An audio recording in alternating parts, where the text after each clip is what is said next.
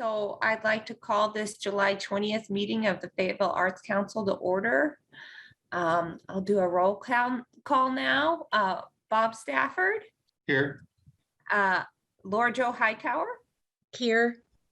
Dwayne Cromwell. Here. Yeah. Dwayne, I saw you, Dwayne. Chloe Bell. Here. Abby Hollis. Here. Emily Miller. Here. And when we have Sonia here with us too, yay. All right, well, the first item on our agenda is to introduce all of our new members. So I just want to give you guys a second to introduce yourselves. And I'll start with you, Laura Jo Hightower. Welcome. Thank you. I'm super excited to be here. I am currently working in the marketing department at Theater Squared. And before that, I worked for the Northwest Arkansas Democrat Gazette on the features beat, writing the profiles and covering the arts and culture happenings in Northwest Arkansas for about 5.5 years. So that's me. Wonderful. Well done. Thank you. And next I'll ask Chloe, you're in the room there. Can you give us a little introduction? Yeah. Hi, my name is Chloe Bell.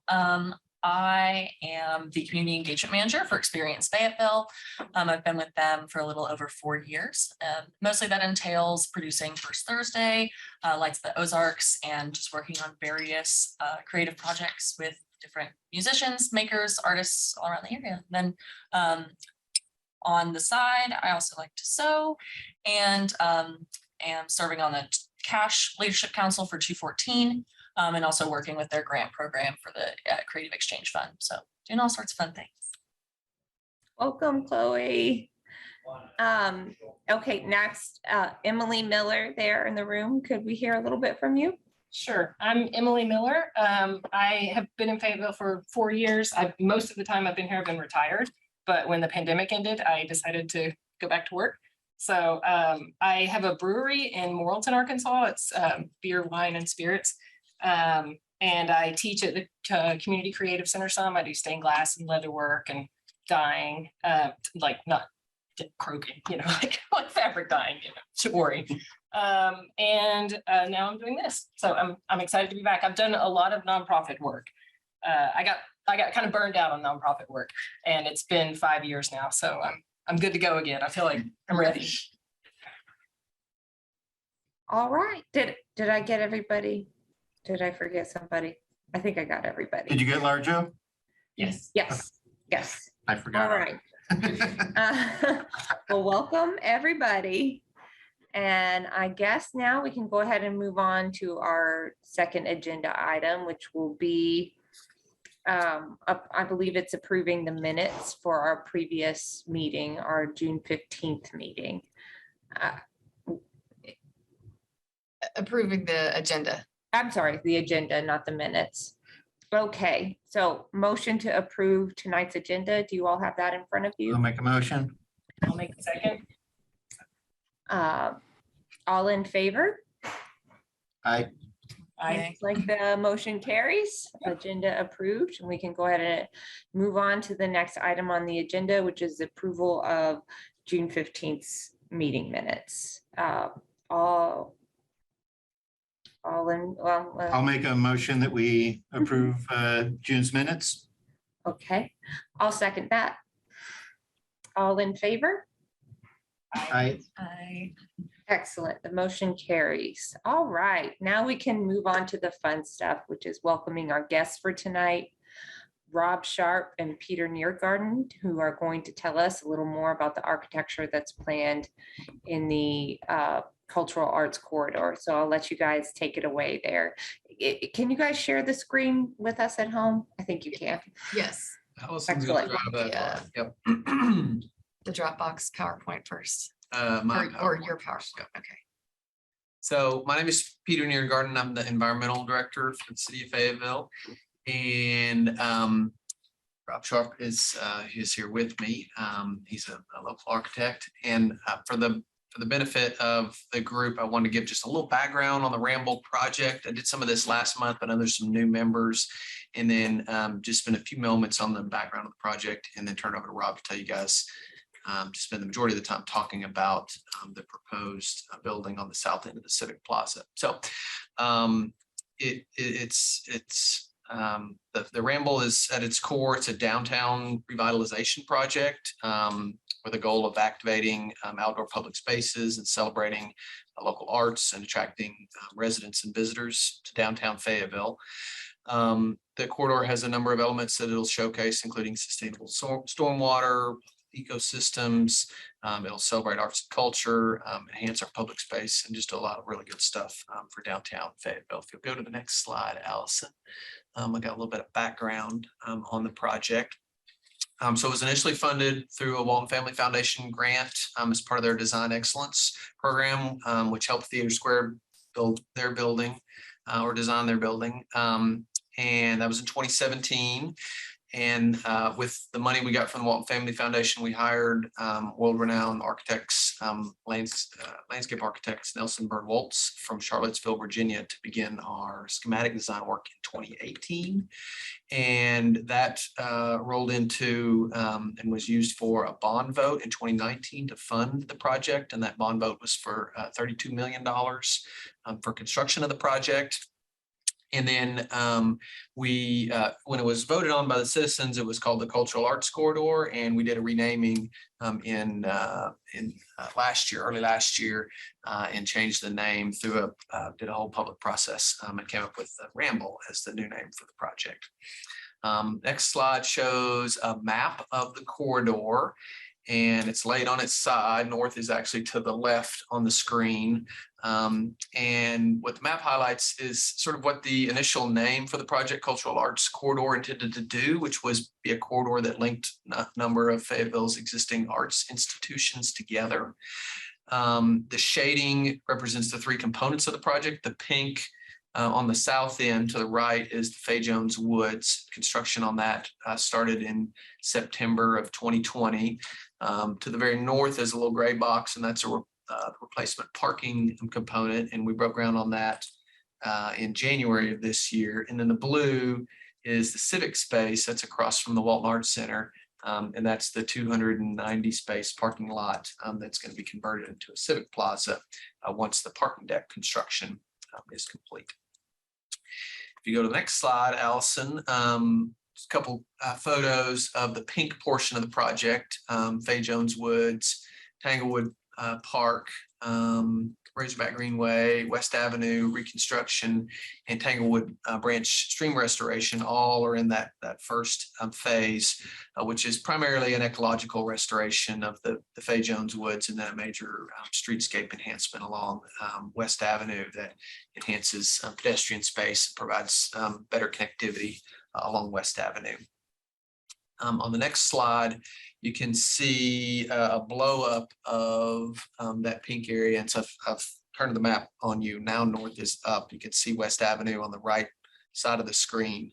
The library is just across the street from that portion of West Avenue. And there's a number of spaces that have been identified in the woods, and construction is nearly complete on this portion of the project.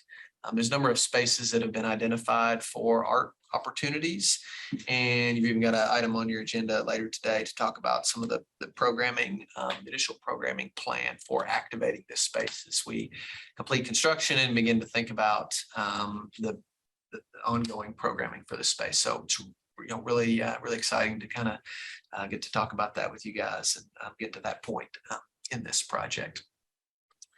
The next slide is just a little bit on that replacement parking component, which again is that gray box on the north end of the corridor. Broke ground again in January. There's a couple renderings of what the replacement parking deck will look like. It has a mixed use component to it that allows for additional floors on top of the parking. With our development partner, as well as some ground floor retail and a PD substation on the ground floor. And then behind the building, you can't see it in the rendering, is where the our Sega's freight building is being preserved, along with the existing train depot. And so once this is done, then if Allison go to the next slide, we'll start construction on the Civic Plaza, which again is the blue piece of the map. And on the top left in your screen, you can see kind of a schematic design layout for that Civic Plaza, along with a couple of renderings of what that will look like. Again, this is across West Avenue from the Walton Arts Center. And in the next slide is an aerial view. So this is looking southwest, and is what the project will look like. At the corner of Dixon and West, you can see there's a canal running down the center of the site that's being fed by spring water that's currently underneath the property. There's two buildings, one on the north end, one on the south end. The one Rob's going to tell you about is the south end building. There is some space in there for art components, for festivals, for performance, as well as some shaded areas for seating to complement the two buildings and allow for spillover outdoor space. It's a little hard to see, on that side, but here you can see this drawing attempts to illustrate and show some of those uses for the space. So the large gathering lawn that was kind of obscured by the trees is envisioned as an amphitheater for performances, whether it's music performance or art or movie in the park, or some type of a play. Shaded seating area. We've got Razorback Greenway running through the site, as well as a large promenade running down West Avenue with a mid-block crossing that connects over to the Walton Arts Center on the other side of West Avenue. And then that's pretty much it. If you back up just 2 slides, Allison. So again, Rob is, we did an RFP process last fall to solicit development partner for that southern building. The bond funding for this project was only envisioned or only enough to build the outdoor components of the project. And so the buildings that were shown were always shown as placeholders and partnership development projects. So we did an RFP last fall to come up with a development partner for that southern building, and Brian Randell Properties, who owns the Metro building to the south, was selected as the RFP winner, and we've been in negotiations with their team since that point. And as part of that ongoing discussion and negotiations, we've been talking to various groups about the building proposal and intended uses. And Rob's the architect on that, and he's going to take it from here and tell us all about it. Okay. Allison, if you can bring up that document that I sent to you. My intention is to present where we are today and then leave time for questions and comments. Our goal is to give people time to see the proposal in some kind of detail, get ideas before we go to the city council, so we don't stand up and say something in city council and then say, well, did you talk to the Fayetteville Arts Commission, or are we missing an opportunity for X, Y, or Z? So it's been a fairly fluid process between the RFP submittal and today. We've integrated ideas we've gotten from Walton Arts Center and from various council people. So this is the time to get ideas on the table. Can I clarify? We're talking about the building on this side of that, the little one down at the bottom. Oh, okay. I was like, that's can't be a hotel. It's too small. Yeah. Okay, I understand. Thank you. That helps a lot. So, yes, I don't know, we don't have any pointer or anything, but we're talking about the building at the, yes, right there. That was the placeholder building. That's what the voters saw when they did their bond approval. And then the city, when they issued the RFP, they gave us a footprint and they said, don't go over 7 stories. So that's what we've done. If you'll go to the next slide. So this is our version of that building. And what we have done is trying to work with the design that the landscape architects came up. And they're obviously one of their really strongest ideas was daylighting this creek and creating this arts canal, long diagonal view across the park. We wanted to establish piece of that building that would be a direct response to that walk. And that is this section here, which is what we're calling the western half of the building. We'll go into detail about materials and design there. And then the rest of it, the sort of eastern block, is a slightly different design strategy. Let's go to the next slide. Here you see the red dash line is the footprint that the city issued for their RFP. My client owns this property here, and since they own that property, they were able to actually to shift the building about 30 feet to the west and to the south. So it creates, the effect of that was to create a bigger park, which one of the things that the RFP committee appreciated. The other proposal is you can see this ghost idea of, right now, as you know, the trail just goes and sort of peters out through the parking lot, and they have to fight for space with the cars. It was always the intent to create a much better bike trail experience. So the RFP had the trail here, where we think it's a better idea to push it right up against the existing Metro District building. When I say right up against, it's not right up against the doors of that building, but there's a series of terraces and entrances and sidewalks. And so what would happen is you would come into that building, like if you're at Rolando's, you're sitting on the patio, then there'd be a bike trail that would be close to that at a little bit lower grade. And it'd be similar to what happened over here at Arcega's, where they had the trail right by that back porch. And so as you're going along the trail, you would see people dining, bar entrances, the Crown Beauty. So it'd be more of an urban bike trail experience, which we think this along all of Razorback Greenway, we don't have many opportunities for more of an urban type experience. So the idea is people would have, we think probably most people are just going to take this beautiful curve through the park, but if people want to bypass the park, or if there's an event, they've got an alternate way to negotiate that piece. So that's our proposal there. This dashed line here is an area the RFP said if you want to use this area for loading or trash or utilities, be our guest. And we think that's a bad idea. And we're going to do all our loading and trash utilities over between the building and the railroad and bike trail. And we've got this challenge that this building is very visible from the south, from the east, from the north, and from the west. So it has to be attractive on all sides, and we still have to service it. Next slide. So the idea is that if you have a park like this, it's great to have it framed with significant buildings and activity and uses, in the sense that provides the walls and visual enclosure for the park. It also gives people an excuse to come to the park, like all, restaurant, cafe, shops at the ground level. It brings that activity. We think a hotel is a great use because it brings people to the area that are visitors. Hopefully they'll park once and then experience all of downtown Fayetteville and the university. Next slide. I think this is just more text saying what I just said. So keep going there. Just keep going. We can go back to this if you want. Okay. So our team is Rundle Properties. He's local. He's been developing downtown for almost 30 years. He does only Fayetteville work, doesn't work other places.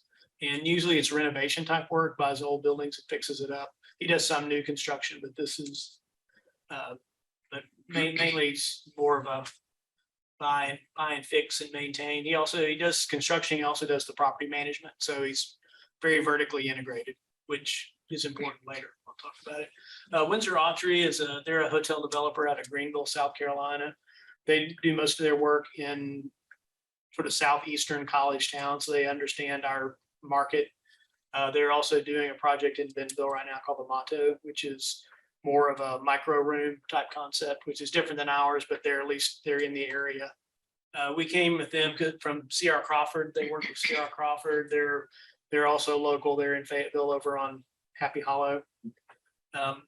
I've done about 5 projects with them in the last 5 years. They're really great to work with. They're really good on pre-construction type work. They're really good on staging where you have a really tight site. So we thought they'd be a natural partner for this. And then, yes. So yeah, this is Brian's building. I should have some before pictures. It was quite an eyesore. This is where the first fried chicken TV dinner was made in America. So this is a historic site. Go down. This is some of Brian's new work. I said he did renovation and new construction. So let's do new construction. Keep going. This is some of my work. Dixon Building, Mill District, Three Sisters. This is some work that C.R. Crawford's done. This is a project that C.R. Crawford and I worked together in Johnson, Arkansas. There's now a big sign that says "Hail Fellow, well met" there. You may know it. This is the recently completed network building. It's the first net zero energy mixed use building in Arkansas. And this is a project that I was not the architect on, but C.R. Crawford did. Similar scale, called the Marshall over by MLK. And so that's wanted to show that project as well. This is some work that Windsor Autry, our development consultant, has done. They basically are really good at doing infill hotels in mid-peer cities. We'll keep going. So a big, what we think's really important about this project is that we get activity, but that it be have a very local flavor. This is a list of some of Brian's current tenants. As you can see, a lot of these places are very unique Fayetteville entities, and he's done a really good job of finding these people and nurturing them and providing the space that they need. And during COVID, he only lost one tenant, and that was the Cupcake people. If you remember the fat bottom cupcake, I think was the name. But anyway, but they may not have been a COVID thing. But delicious. yeah. But my point is that this is a, a lot of times when you're talking about a project this scale right in the center of the town, then you'll get a really big out of town developer that may or may not have the best interest of the city at heart. So we're to make sure that we emphasize that the real expertise of my client is that they know how to find and nurture these local businesses. This is a picture of Block Street. This has all been totally renovated over a period of about 15 years. So this is a diagram of just conceptually what the ground floor of the hotel building would look like. North is up, so the Civic Plaza is to the top. The existing Metro District is down here. This is the railroad, bike trail side. This is West Avenue, so Theater Squared is about here. And when I was talking about the challenge of having multiple fronts, we want to make sure that we don't put a lot of blank walls on the street or on the park. So we've located, restaurant, lobby, cafe, retail, back of house and kitchens all in this zone. We want to make the lobby a real open, welcoming. It's got a pass-through element so that people can see through the building and be drawn through there. And that's one of the places we were talking about opportunities for art. It's a place that's secure enough you can have fairly precious art and not worry about people messing it up. There are other areas when you have tougher art. There's also the city has an interest in public bathrooms in the project, and our current idea is to have them somewhere where they're served by the trail. That's something it's a detail to be worked out, but our main goal is that we didn't want to have like the door to the bathrooms right on the park. It'd be like having a bathroom in your living room. So, or a door to the bathroom in your living room. But what we're trying to communicate and what the RFP insisted upon was that there'd be a lot of active uses at the park level. Next slide. I think we've already covered all that, but cool. So opportunities for public art. And my client is not an artist. It's not his bailiwick. I'm not an artist. And so we're trying to reach out for people that are experts and find out where there are opportunities for art, how to fund it. We've talked a little bit to the Walton Art Center about how to do events, how to set up and break down for events, for big events or small events. And so they feel like there are opportunities in this building to do storage and things with this building that'll make the park work better for performances, which they say is probably a third goal of the park. It's not a performance venue. It's got multiple functions, but if we do performances, we want it to do it well. The next slide, there may be some. So the motto, this is the building in Bentonville. If you go to the next slide, this Windsor Autry, they have a history of working with art, and they understand that it's an amenity and that their clientele expects it. This is just a slide of their art concept for Bentonville. This is not what we do in Fayetteville, but when the time is right, we can work more with finding the right art for this project, the right locations for art. And we'll be working with a development partner that understands it's not going to be running away from that, but we try to embrace that. So talking a little bit about the architecture of the building. I think the pictures do a better job, but we can go back here if you'll go.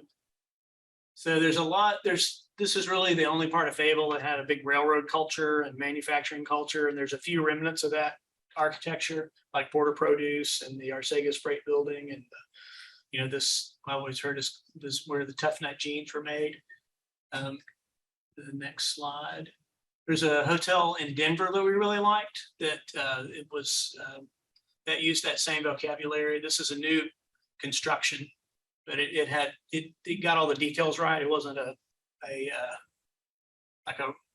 weak effort to kind of make it look, it sort of was an old building, but they actually went to the trouble of getting the right brick and doing all the details right and actually getting divided light windows that opened and all those things. And so when we talk about the East Block, what we're talking about is a very sincere effort to build a building in the same ethic that those original buildings were built. You go to the next slide. So you can see here, that's what we're calling the East Block, which would be that type of architecture. The West Block is a lot more like Theater Square, the Walton Arts Center, the addition of the library. It's got a real like a charcoal, iron spot brick, painted steel, aluminum windows. It's more, definitely more modern. And we wanted to it's a big building and we felt it's important to break it up so we didn't have just, too much of one flavor. And it was important that we distinguish the pieces, but also that they look like a happy marriage. So the other thing we are very concerned that with these public site like this, pretty drawings are shown at the beginning and promises are made. And then when it gets built, it doesn't look quite like what was presented. So we've gone into a lot of detail about what materials are used where. We've shown every side of the building so that when we go to the city council, they can make sure that what's being delivered is what was promised. So that's one of the ways that we're working with the letter of intent. And so that's what these drawings show. We're just going around the building showing what material is where, so that there's I want to emphasize that it's fairly well thought out design. It'll probably change, but it will change. It may change in elements, but the quality will be maintained. Just quickly while we have this up, both sides of the building are hotel space, the upper floors. Yes. The gray and the brick. Yeah. Go so the next slide. So let's see in context again. Next slide. So this is a view.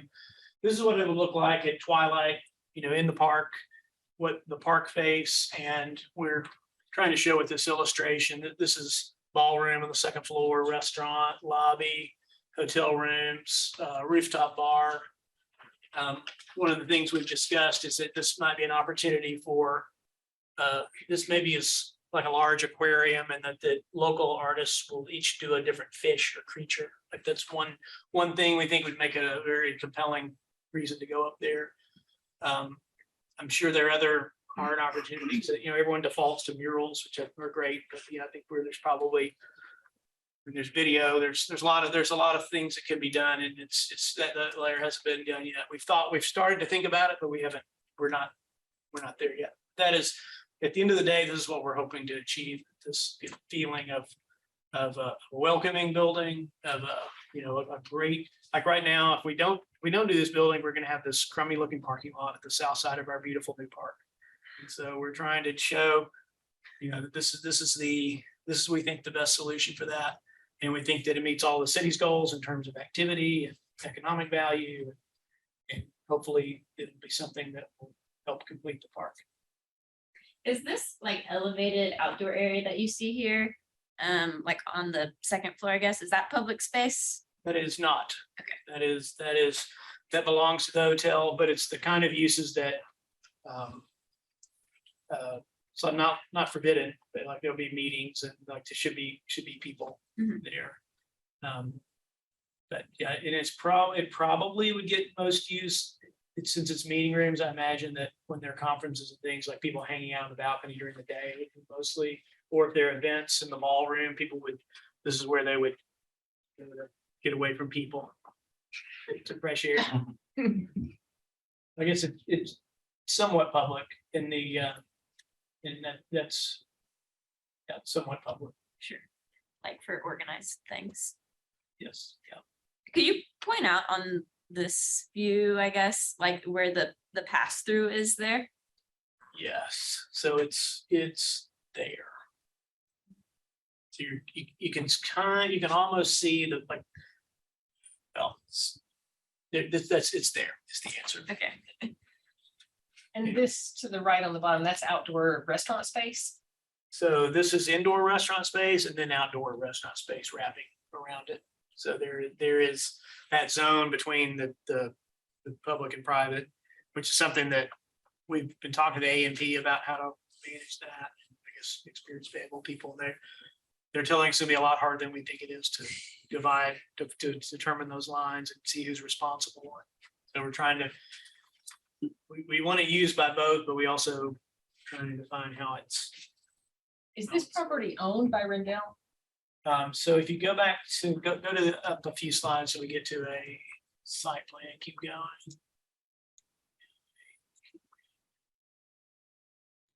I believe Sonia has a question.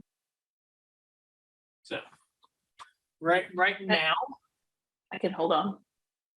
right now, there's kind of a zigzag property line. So Rendell owns about, or it's Rindell actually, he owns about a third of the site already. So he'd be buying the other 2/3 from the city. So they'd be actually buying the real estate? Yes. Okay. Sonia? Yeah, hey, hi, everybody. Sorry I couldn't join you in person. This looks wonderful. I know, so Rob and I got to meet maybe 2 months ago. Has it been a month ago? I don't know, to get the update. And it's come a long way. I really like the materials that are being used. Like you said, to not make a giant block of, one or the other vibes, and it's a good marriage of contemporary and historic. So I really appreciate that, and looking forward to working with Windsor. You said it kind of has like a 21C local vibe. Is that kind of how you would describe Windsor?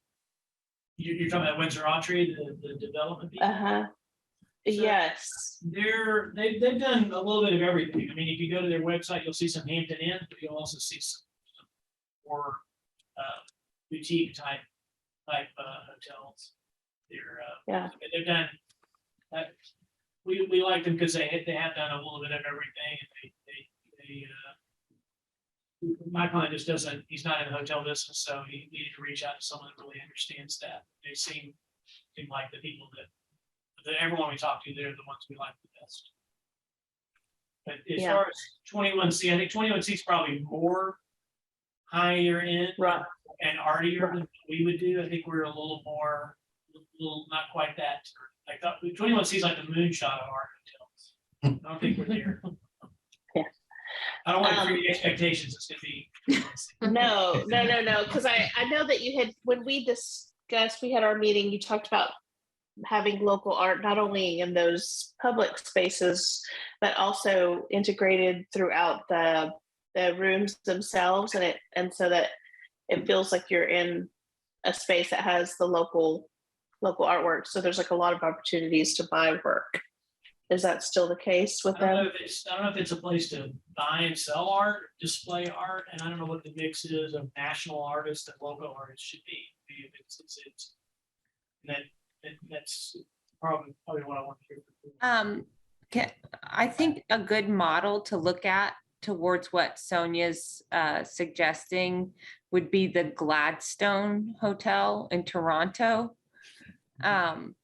They have a really interesting hotel that has a couple of arts residencies attached to it. And so artists cycle in and out and change out the exhibits that are on the landing floors. And they picked different local artists to help in the decor of some of the creating really unique rooms in the hotel. And people come there all of the time specifically because they know that they're going to have a different experience in terms of the artwork. But it's not nationally and internationally renowned artists like you would see at 21C. It's more locally driven. I mean, it's almost cliche that generic hotel art's sort of the worst you can possibly get. It's trying to be non-offensive to everybody, the beigest art you can imagine. So, anyone would be an upgrade. If no one's complaining about the art, then you haven't pushed far enough. Yeah, thank you, Rob, for that. And I was just kind of wondering where it was, knowing that it was mentioned. And Jessica, that's great. Thank you. I'll look up the Gladstone, and I think maybe. Oh, go ahead. I thought you were finished. Go ahead. Oh, I had a quick question for Peter. Peter, where? Because I was thinking about this earlier, or sometime after Rob's meeting, and I had a chance to catch up with you about it. But I know we talk about a giant or large performance space, so I was wondering how that's being thought of in terms of the sound for the hotel people, and where and if that hotel space is that something that's modular. I mean, not the hotel space, the stage space, and how is it? Where is it located? I mean, the picture that's up right now, I can kind of see like the south part of the Ramble. Yeah, you probably can't see, well, Allison can put a pointer on it, but this brown area right here is from the schematic design where the stage space would be. Okay. We're at about 50% construction drawings right now, so it's changed a little bit, but by and large, that's ish where it is located. And it's in so the back of the stage is the hotel. So music and sound would be amplified away from the hotel to the north. So we think that helps with the from the perspective of being in the hotel and trying to sleep while there's something going on. Is there still a multi-story building planned on the north side? Yes. Yeah. And is anybody thinking about how that sound's going to hit that building and reverberate maybe back? Yeah, we've talked with that development team, as well as we've got I don't want to say acoustics is their specialty, because they're not that niche, but they're consultants that do design for performance spaces, and all of the placement of the various elements. Is what they specialize in doing. And we met with a number of, earlier this year, January, February, March, we met with a number of arts and performance organizations about potential uses for the space and how they would envision using it, and load in and load out and stage space and rigging and all, mixed position and connections and all the stuff. To try to work through those details and include as many of those elements as practical in that design for the performance aspect of the space, which again is not the primary intended use. But there will be events throughout the year. But there will be events, so we want to make sure we can accommodate those to the maximum extent possible. And Rob, are you still involved on that northern project? Not to my knowledge. I always hold that hope at the. Well, I remember you did present to the steering committee. Yes. Something. I'm optimistic that at the end of the day, it might come back to what I proposed. Okay. I had a friend of mine got a 3D printer, and they gave me a printout of the food hall. It's about that big, so it's I at least have an embryo. Okay. But yeah, we've been in contact a little bit with the developers that are doing the north side, and the last thing they showed is pretty different than what I envisioned. Gotcha. Do you know how many floors that's expected to be, or is that just okay? Peter may know. Do you know? I think they're throwing darts. I know it seems like we've jumped into questions. Did you still have a presentation left, or? Thank you for your attention. The floor is now open for questions. Thanks, Rob and Peter. I appreciate the answers. And Peter, I just want to say thank you for the, I know you didn't call him an acoustics consultant, but someone to that level who's thinking about how the sound is kind of bouncing either for the audience and or our visitors that are at the hotel. And I'm sure Rob is very well aware what to do from the inside, but whatever we can do design wise on the outside to consider how the sound is being reverberated through there. Because I know people and kids and dogs will be all through there. So maybe when it's loud, we want it to be loud but warm and not, echoey and so forth. So I imagine that would have been a consideration from the beginning, but I'm glad to hear it because I hadn't heard it from until now. Thanks. Yeah, I think there was some concern that I heard on the steering committee and from different people about that, I guess, canyon effect where, It's gonna be an urban place. It's gonna be Yeah. loud Yeah. and vibrant, and if quiet is your main thing, then probably stay. Yep. well, yeah, definitely. And one of the things we got working to our advantage is there's a ton of vegetation on the Trees and- site as well. yeah. So, and there'll be differences summertime to wintertime when there's leaves on the trees versus not And leaves. on the trees. sometimes it's just a matter of switching the angle of a Mhm. wall or something. Yeah, and sometimes it's about the, when a performance sets up, that's part of setup is testing all of that and, understanding how those reverberations might be. And you don't schedule your death metal festival during the wedding. Right. Like, you make sure that the programming is. So I wonder, have you guys talked at length with the Walton Arts Center about not having like overlapping programming happening on top of each other? Yeah, we're just in early stages of talking with the Walton Arts Center, but we need to do more of that, and because they have pretty definite ideas about how to put on shows, and so they. Mhm. And we had a first meeting with Experience Fayetteville, and they gave us some cautions. So we're following up on that too. Yeah, we've had a number of conversations with the Walton Arts Center, and we envision them as one of the potential programmers Mhm. for the space. Yeah. I guess my question for you guys is what is and is not set in stone, and therefore we could make suggestions about in terms of the plan, like, or, So I think I'm not going to answer that question because I don't know the answer. What's helpful is what you did before, where you say, look at this project because it has things that you might be good for you. And it's more of, we're more gathering ideas than we are like, this is what it's going to be, except for this little piece. So I think this is a forum where we could talk about anything. Yeah, I think there's definitely some massaging on the building that will be done before it's in its final form.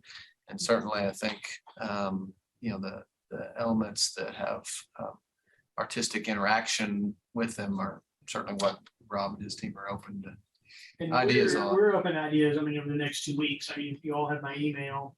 And so a lot of times you don't think of the question you wanted to ask in the meeting. So if you have, questions over the next, between now and when we get to city council, which might be 2 months, 2 weeks, 4 weeks, 6 weeks, however long it takes.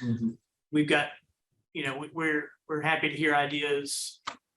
And again, as I mentioned before, we want to hear the ideas now. We don't want to hear the ideas on the council floor, at 11 o'clock at night when everybody's in a bad mood. If that never happens. It's 11 o'clock at night, you're being optimistic. Well, that's when I'm in the happiest mood of all. I mean, I'm Okay. pretty sure. Not. Oh, go ahead.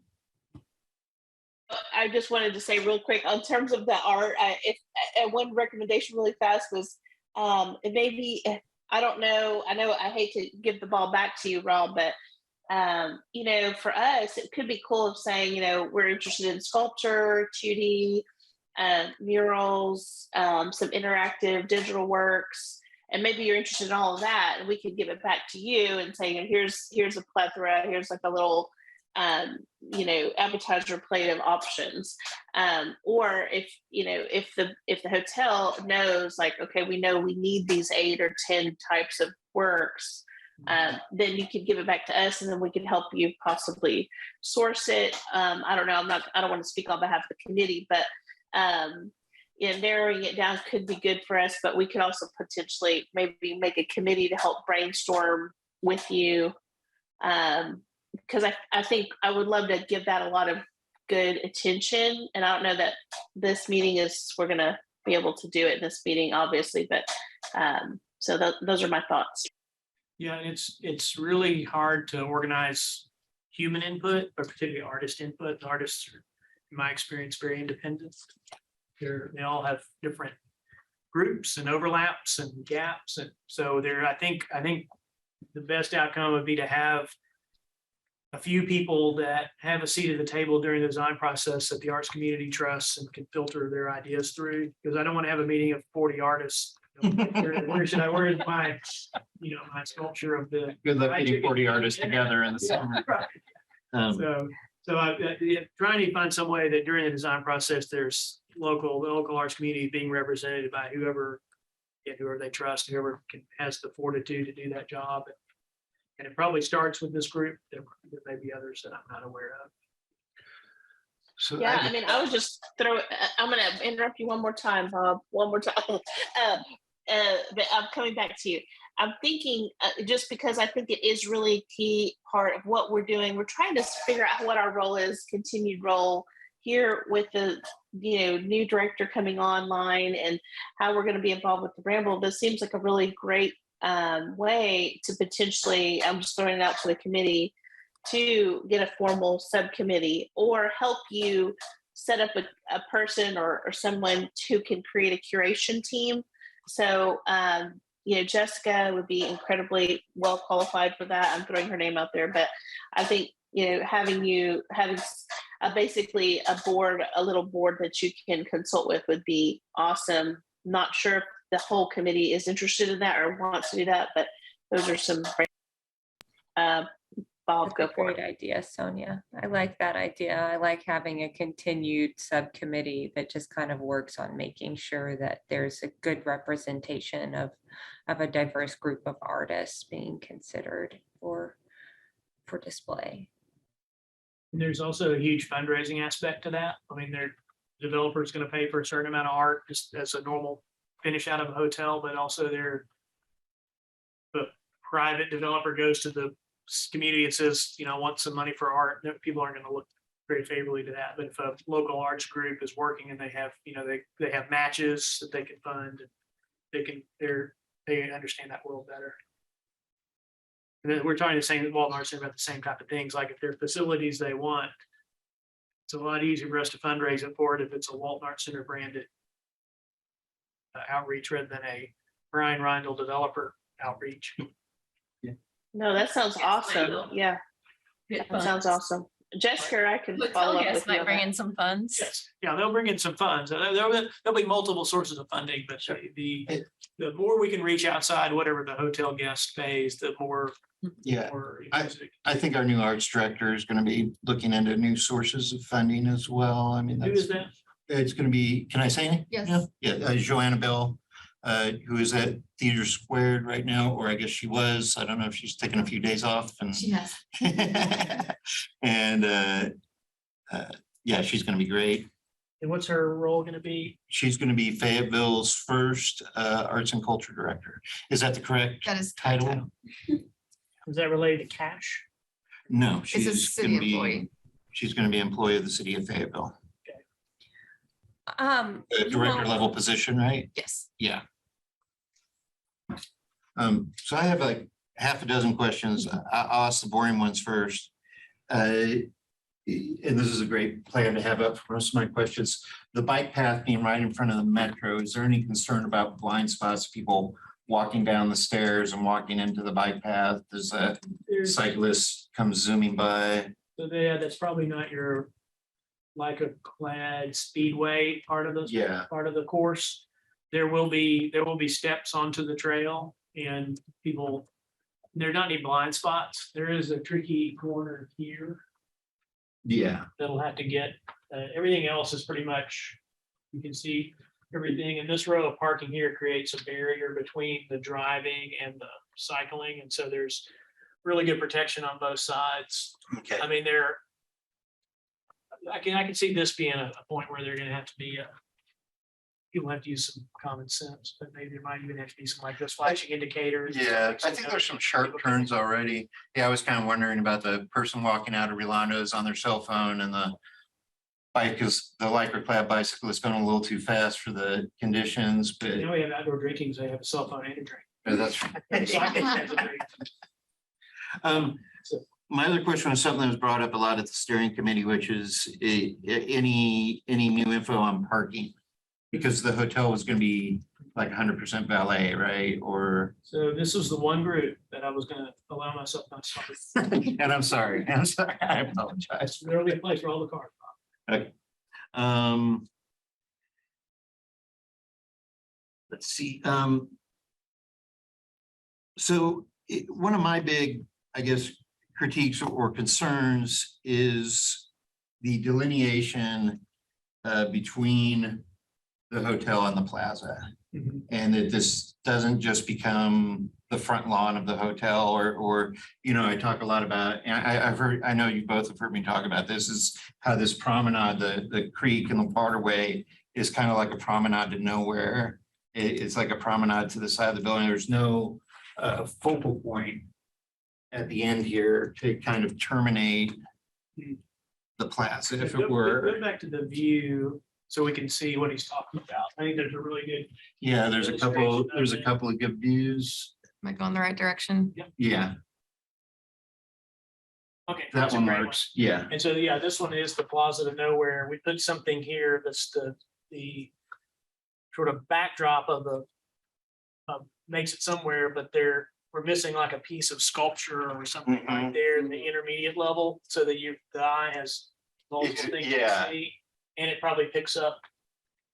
So there's talking about art opportunities, there seems like a really big opportunity to do something there. I would think like a water feature or something sculptural, like you said, just something to kind of terminate that path. One or two more outs of the original city schematic. Like there's a mural in that one, but just something to It say, does, yeah. this is the plaza, this is the hotel. Yeah. And I guess likewise, when you get towards the stage area, like just a delineation between public, private, and I'm wondering if there is collaboration, Rob, between your group and is it Wolf Coulter or the landscape architects? Oh, yeah. Yeah. We've had multiple. Yeah, and it's Yeah, really. and I guess it'd be like a three-way city, you guys, and And we're then, very much trying to massage that. I mean, some of it will be, on purpose. We want there not to be a delineated line, and other areas, there will be on purpose. A line that demarcates and denotes. Yeah, there'll definitely be a legal property boundary. Yes. And there will be some mushiness of what belongs to who, and like the hotel developer, like they really see the park as like their beach, like it's beachfront property, the park, the city made the beach. But as you say, you don't want to feel like it's the private lawn of the hotel. Yeah, that the plaza, the people coming into the plaza should feel like that it's their plaza, Yeah. Could we go back to the last plan, the where we ended up at? Yeah, that one. Oh, I think that one. Yeah, it's the same plan, just different. So another concern, I know Martin Miller and some of the Theater Square folks had a concern. I don't know if things have changed because looking at this plan, I don't remember seeing this plan, but it looks more open to me. I think they felt like they were being cut off from the plaza. That was a concern of theirs. But when I look at this here, that is quite a bit of openness, but Yeah, if you look at the angle view. yeah, exactly. So that isn't.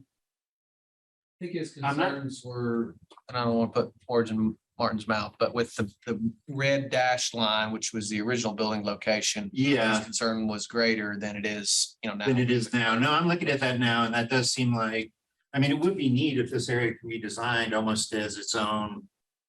Yeah, that is how we're designing it, Bob, to. Yeah, like its that own that kind of- enters- Weird dating ball parking lot. Uh-huh. I don't know if you went to the Theater Squared gala they had last October, but they shut down that intersection and basically used their front steps as a performance Oh, space. awesome. And so Yeah. we're using that activation as part of the design for that intersection. Yeah, so that could be almost a Yep. mini plaza or Yep. something. Exactly. Yeah, okay, you're knocking them out.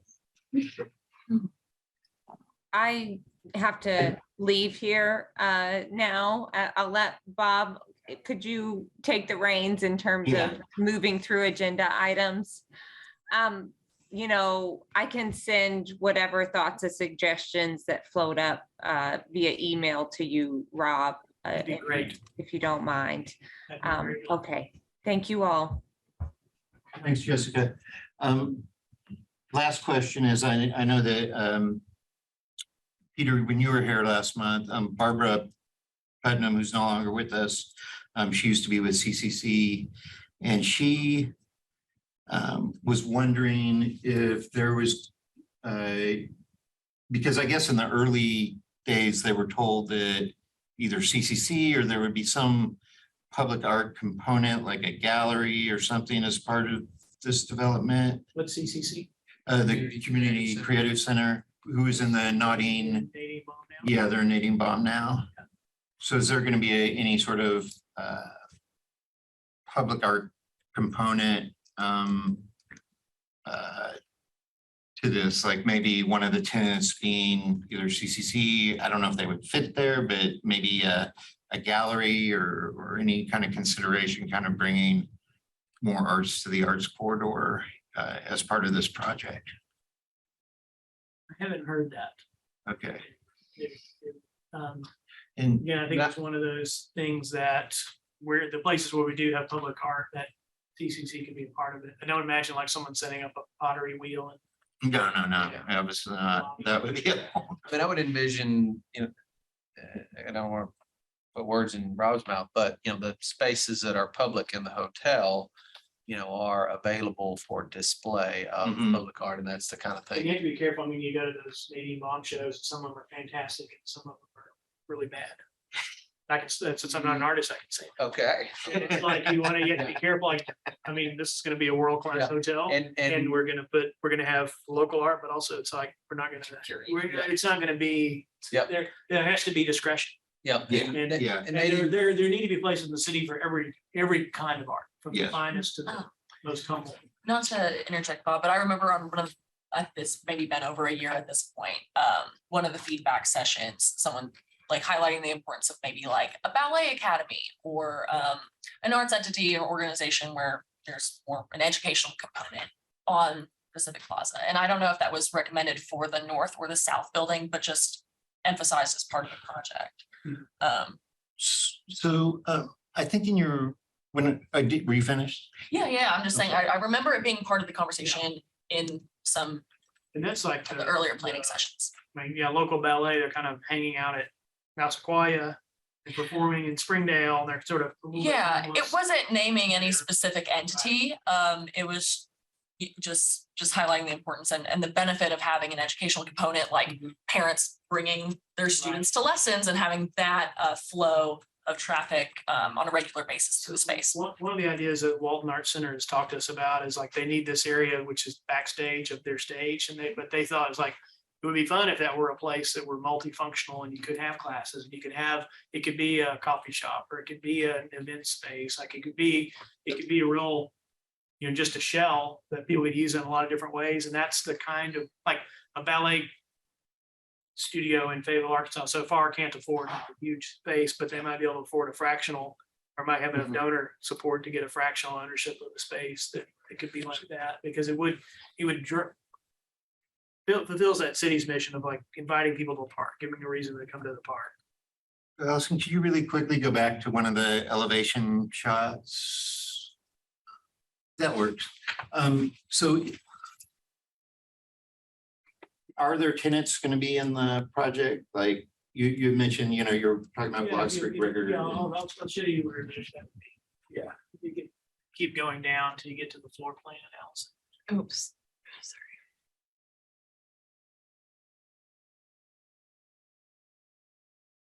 Oops. Oh, That one. So these type of Okay. spaces are the ones that, I mean, the restaurant would have a hotel use, but it'd also be open to the public. And probably bar use, that kind of thing. These spaces are going to be either local retail, local food and drink, So, maybe that backspace thing we're talking about. so if a gallery owner or a small performance space owner wanted to be a tenant there, they could be considered Right. as a tenant in that space. Yeah. And I guess my personal recommendation is maybe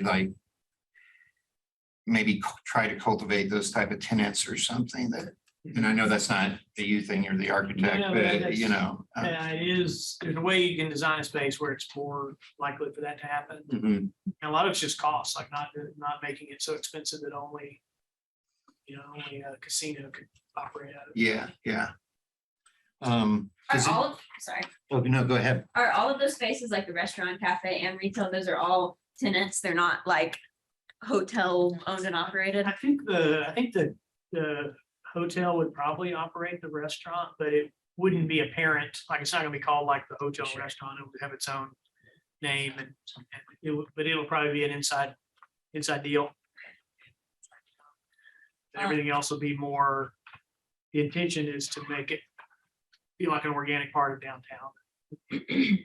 Are there additional restrooms somewhere in this promenade, or is this the only restroom? So as far as I know, these are the only public restrooms. So I first of all, I would like there to be some sort of contractual obligation to keep these restrooms open to the public, because, that could go poorly. I'll go longer than that. So the restrooms will be paid for by the city, they will be owned by the city. And they'll be maintained. by the city. There will not be any connection from the hotel to those restrooms. Oh, that's great. So we'll have They our. really own are restrooms. park restrooms. Great, that's great. We're still counting on a 1-star Yelp review for somebody who's like, man, I went to this hotel and it was terrible. Like there was someone's having a baby in the bathroom. Will be some confusion, but it'll be totally a city thing. There's been a big war on whether the Parks Department wants to take that on or Experience Fayetteville wants to. So there'll be a lot of opportunities for the empire building there. Just in terms of balancing interest in managing this space, we've talked a lot about the hotel being a good neighbor to the park and seeing that as their beachfront property.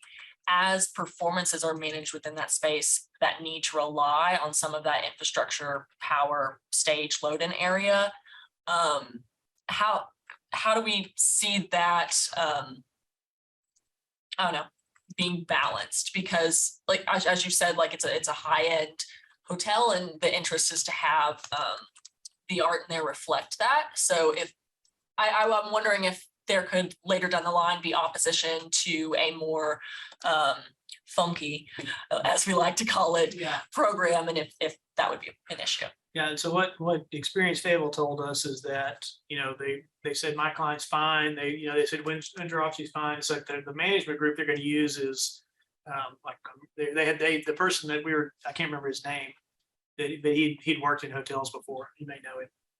Tyler.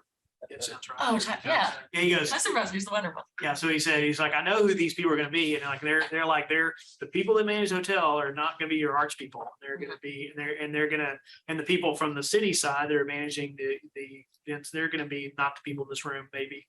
And so like how those people get together, there are things we can do to make their lives easier, or there are things we can do to make their lives harder. And we didn't get time to we didn't go into the details at that meeting. But it's the same issues that come up. We've been warned by now 3 different groups that there's going to be problems there. It's just going to be a lot to mitigate. And I know we're expecting bigger festival promoters and organizers to come in, and just even the financial interests of that, what they need to pay to the hotel or to the city, and how do you balance that out? Just something I'm maybe this thinking new about. who's it, Joe? With that, The new arts and culture director. Joanne. Yeah. She can jump on. First thing Monday. She's got a list. Does anyone else have any questions for Rob or Peter? I mean, I don't know if this is, it's a high-end hotel. Yeah, the price point I'm sure isn't determined yet, but it's going to be fairly like 4-star, 5-star predicted. I don't know how the star system works, but everyone everyone that I've talked to within our group always says, we've got to be able to do better than the graduate. Like that's their mark. Is that like we got to do better than the graduate. So it probably, which implies, it'll probably be expensive. Mhm. And and I think what happens at floors 2 through 6 aren't as important to the public feeling of the hotel as what happens on, 1 and 2 and on the rooftop bar type stuff. But the brutal economics of it probably has to be fairly expensive, and it'll be. Yeah. I think just location and everything just Yeah. dictates that too. I mean, and especially on game nights, probably very, very expensive. Some of that's inherent for sure. Yeah. I'm encouraged that the property owner is interested in having more local concepts instead of just corporate entities come in to be able to afford those rents. The other question that I had, but beyond just the price point,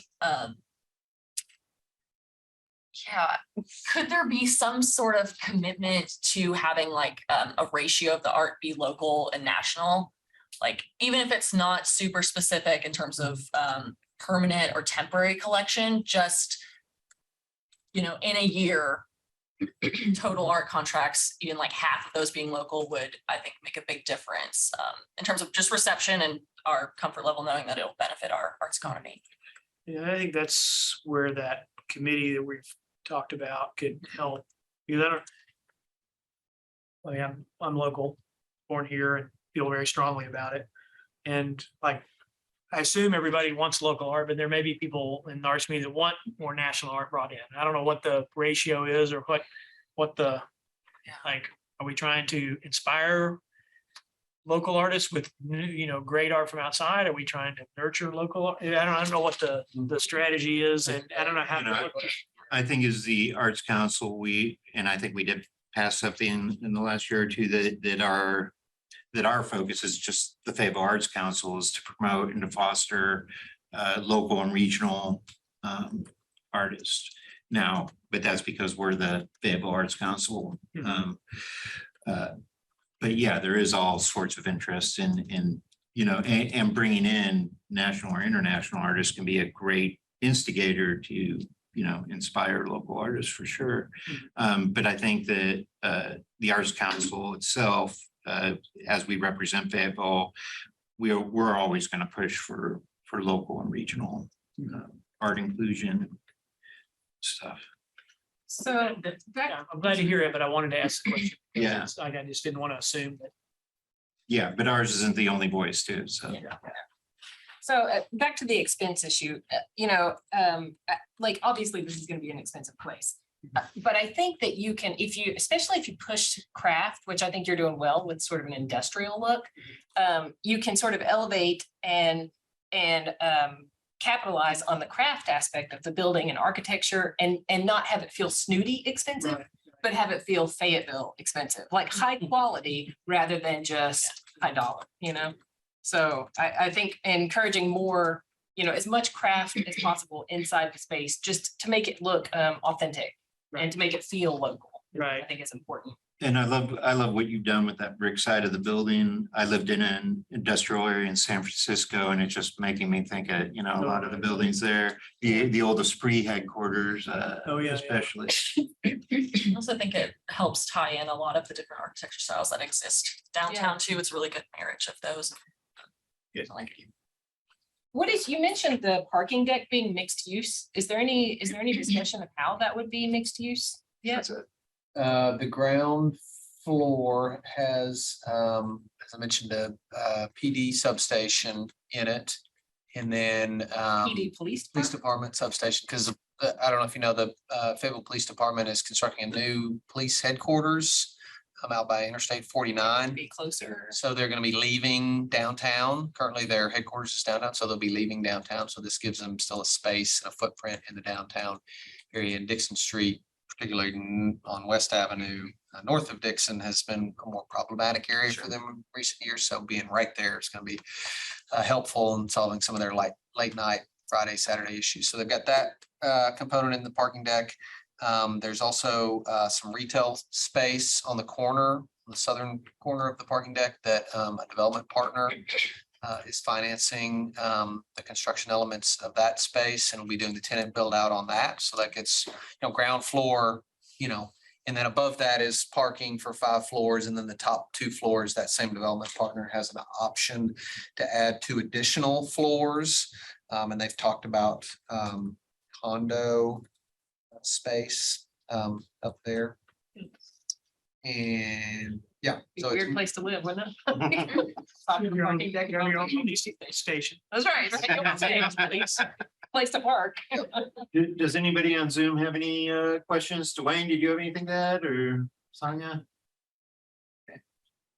Okay, I've got, Abby? I've got a concern, which is just on the project overall. It seems like in some of the conversations and some comments, what started as an arts corridor is now a cool path with the hotel. And if there's any money left over, we'll add in art.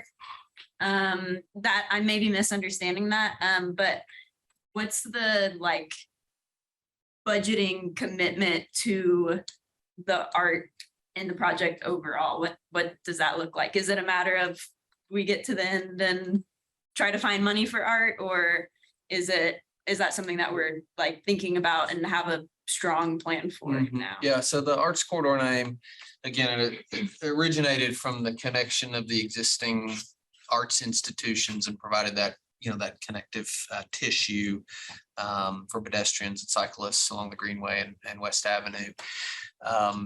And if you think about landscape architecture as an extension of art, of the spaces themselves being components of art, and as landscape architecture extends from art, and then inclusion or designing the spaces such that they can be used for performance art, as well as some level of rotating, potentially ephemeral or permanent spaces. And so we're working through those programmatic components right now.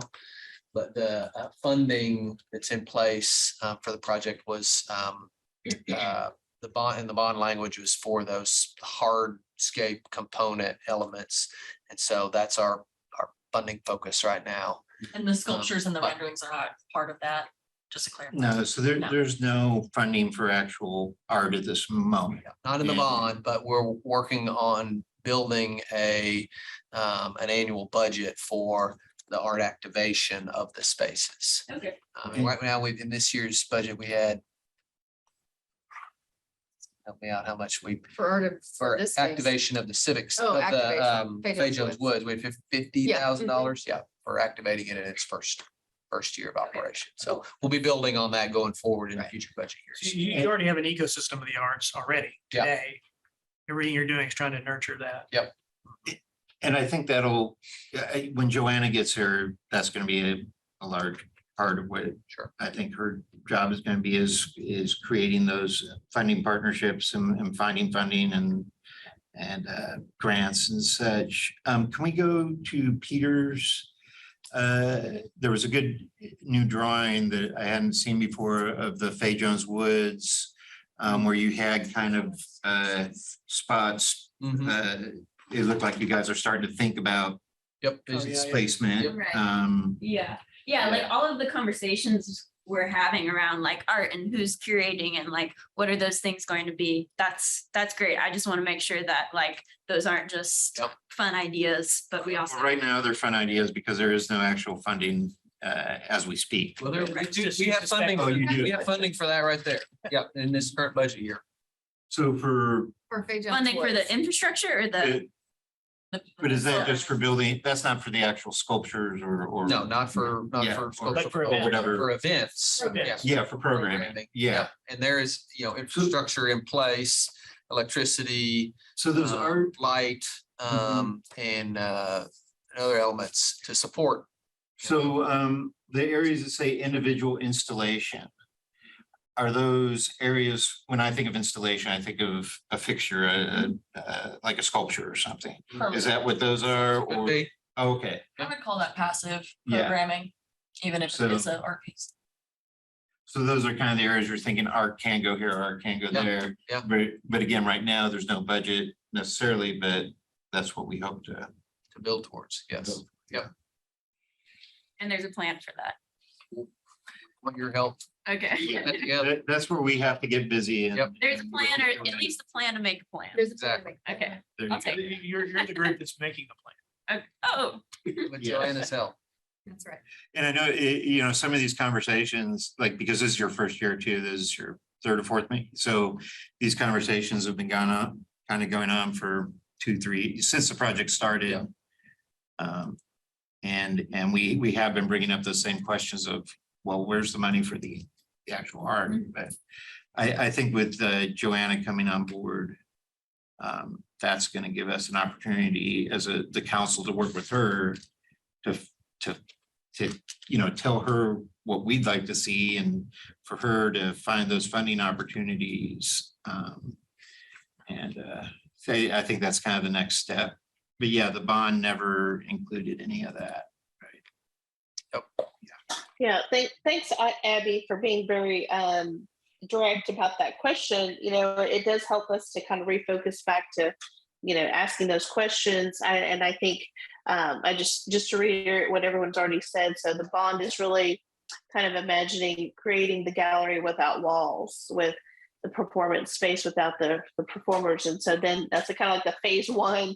Step one, we got to build the space, and then the second phase being, okay, now we need to figure out who's going to be in there, how much money is that going to take, and so that's kind of what's coming next, or is next in the process. So I don't know.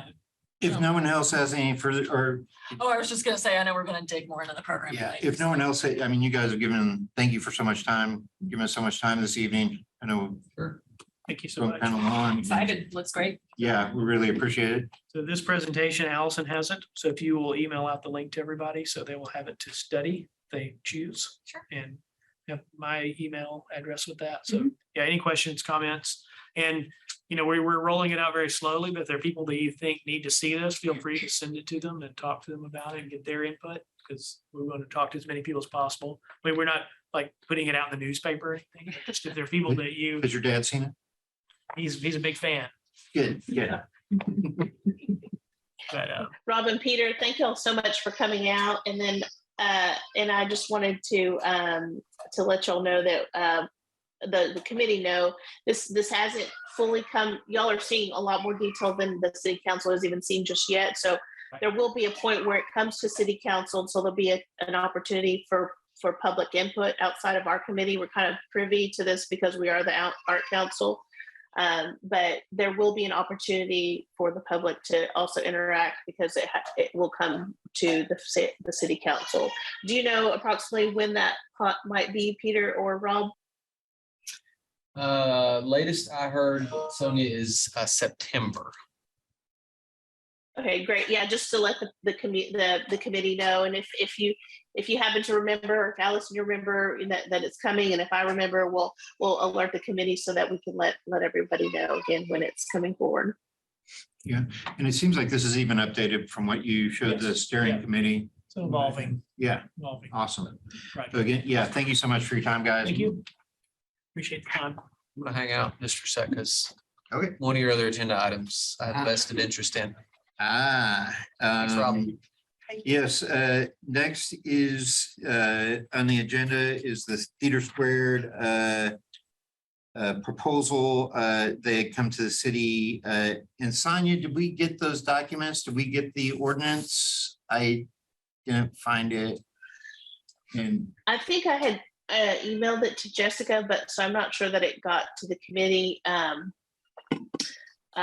I you did don't. get it? Yes. Okay, Jessica emailed it out. To the city attorney and Theater Square's attorney, and Yeah. letter from Martin and the proposal. Yeah. so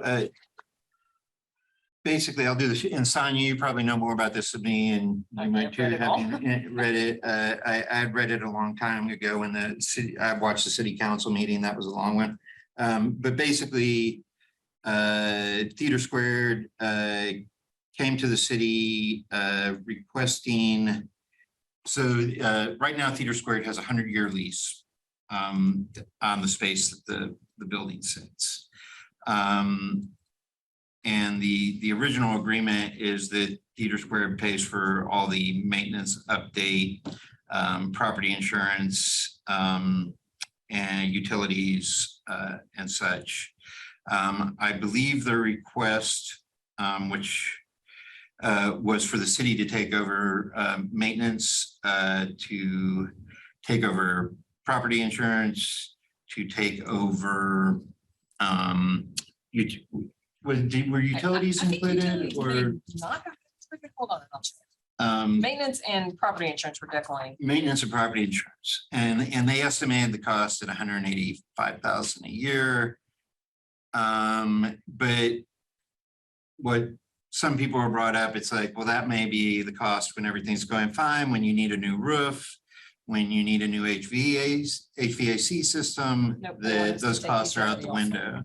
What's that? They wanted us to take utility also. And they wanted to pay utility. So also. basically, they would So- like for us to pay for everything. Yeah, exactly. Now, another thing that should be noted is I believe that at this time, Theater Squared is receiving about 200,000 a year from, Chloe, is that right? From Yes. the Fayetteville AMP Commission? Yes, and the AMP has requested to see, to get a report from Theater Squared on its financials each year. Yeah, and that was the Have their thing is, financials. okay, Yeah, we got but I don't know if the thing that they're trying to get through includes like reporting. So there's a lot of issues I know people have. Kit Williams, our city attorney, believes the whole thing is illegal in his view. He has problems with the legality of it. Because and of the the- consideration. Yeah. Now, I'll speak for myself on the Arts Council is there's got to be parity in funding, and I love Theater Squared. I've been a season ticket holder for years, but we're funding our biggest institutions, and we have zero funding for any of our small and mid-size institutions. And Sonia, do you want to talk a little bit more? I think I told everything I know to tell about this. Sure. I can jump in whenever you're. Yeah, and the only other thing is the city council did table this, so it's indefinitely tabled right now. And the last thing I'll say before letting Sonia speak is that if the city attorney is against something, I would hate to advise the city council to go against their legal counsel's advice. Like I would never advise anyone to go against their legal counsel's advice personally. So Sonia, that's all I got. Okay, thanks. Yeah, so just kind of going back, maybe I want to say about 4 years ago, I started a conversation with Martin Miller, Theater Squared, about their, they have some spaces that are artist in residence spaces that are like where they would, somebody would come and stay and do work for the theater and do classes and education and things like that. They had already had an idea that potentially when they're not doing that in the in-between spaces, could they potentially short-term rental them? So that's kind of how these conversations kind of started about how can we innovate and how can we brainstorm ways to help the creative economy, with the city rather than just, saying, okay, we're going to write a check for $200,000. How do we empower you to make your own, investment and do things? So this is kind of the beginning of the conversation from many, many years ago. Okay, so fast forward to this. And I feel like it was, for me personally, as I've been incredibly busy, I felt like it changed quite a bit, evolved quite a bit, as you can tell from what was reported just a little while ago, to this bigger ask. When I didn't hear anything about the leases, I found out later that part had already been taken care of. And so now we were talking about this new part. So a lot of times what I like to do, especially in my work in city council, is bring a proposal forward for people. If they feel they have something that is that they can sell, they have an idea to ask the public for consideration. Try not to use, I don't want to use that word because that's going to be confusing for what Kit was talking about earlier, but to allow the public to see this opportunity and decide, right? So sometimes when I bring things forward, I may or may not be for or against it. In this case, I was thinking that I was bringing a lot more about the short-term rental conversation and not so much about entire overhead. So as we saw the proposal, it did include that. And at the end of the day, it didn't pass really. And I think it even though it got tabled, it kind of really was like, it kind of fell flat because it was such a big ask. Now on my part, I want to apologize to the committee because I absolutely should have brought this to the committee first. In my mind, I had been talking about this for years. But so for the future, I'm going to do my very best to bring things like this, anything that has to do with art, to the committee before it goes on. And you guys could have helped me and shot holes through it and said, we don't see the short-term rental thing. This is a lot about utilities, a lot of overhead, So I need to really lean on you guys as well to help me vet these things that we're going to bring forward. So that's kind of that's the really fast part about what the proposal was and what we were looking at. And I'm happy to answer any questions in more depth about kind of where it is and where it's going and what the ask was. And Sonia, I believe the city council kind of, even though it's tabled, they kind of threw it to us for us to fulfill our advisory role and to get back to them on it, right?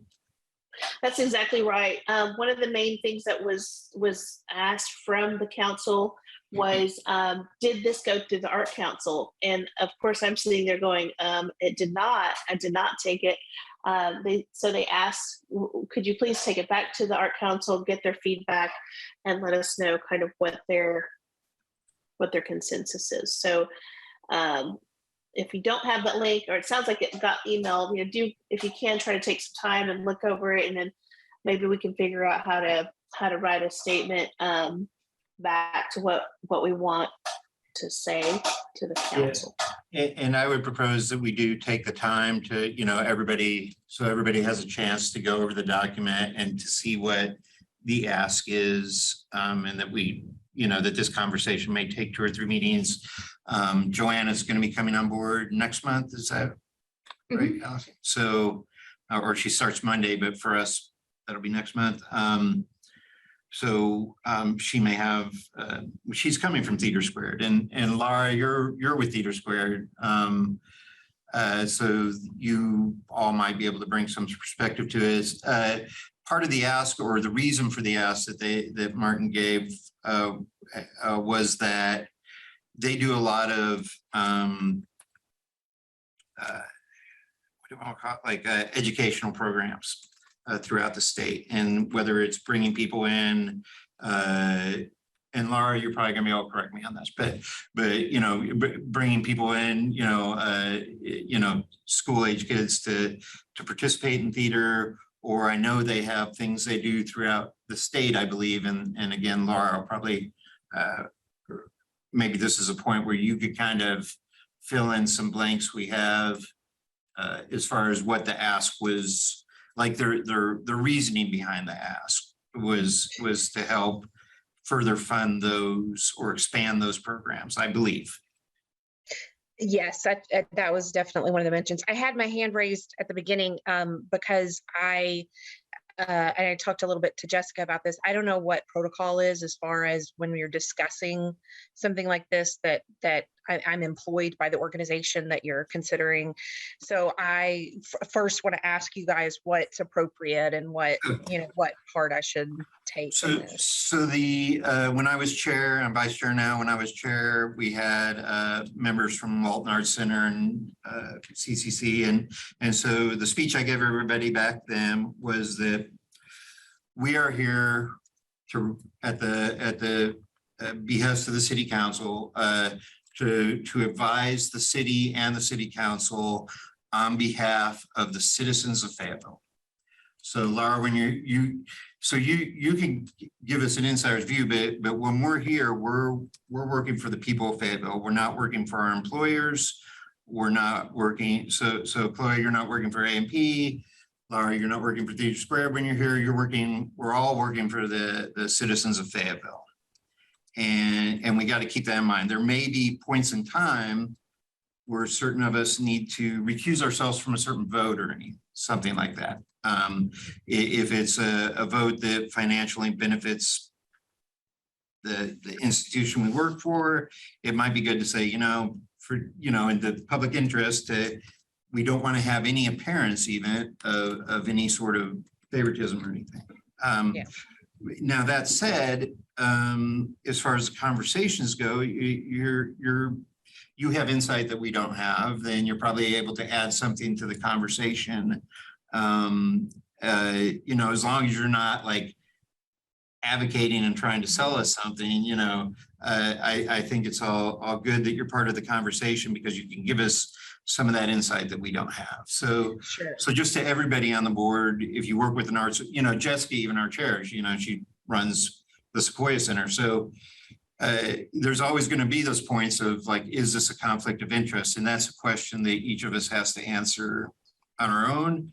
And I hope that our better angels always rise to the top. And if we need to recuse ourselves, that we take it upon ourselves to do that. And that's what I got there. Great. That makes a lot of sense. Well, to answer your question about the education services at Theater Square, that was one of the things they mentioned as one of the reasons behind the ask. The year before the pandemic, they served or touched around 80,000 kids all over the state, from the Northwest all the way down to the Delta, through their school touring programs. They have a math program, an English program, and a Shakespeare program that tours, and a history program, not all at once, but they pick one per year and they take those tours out and visit for free any school that applies for the tour to come to their schools. And in addition to that, they offer access to schools to come to age appropriate shows for free at the theater. And then they offer classes and camps. They have scholarships for at the theater during the school year, as well as during summer and during spring breaks.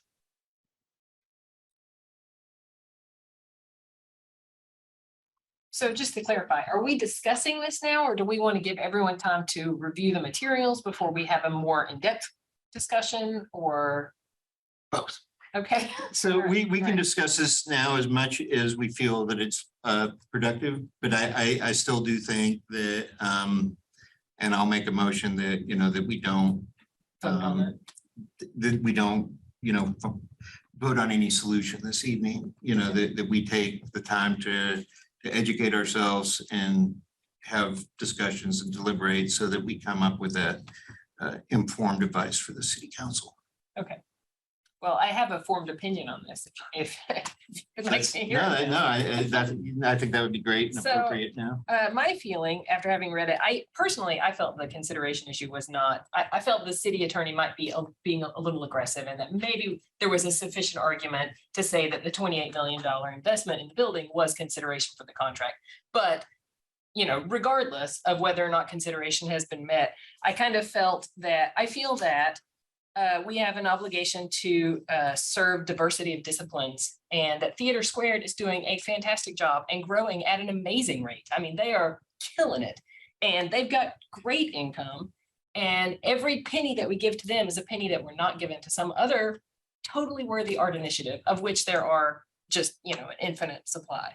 So I'm like, yes, you guys are doing great. If you were in financial trouble, absolutely, let's help you out. But I don't think that it's warranted at this time.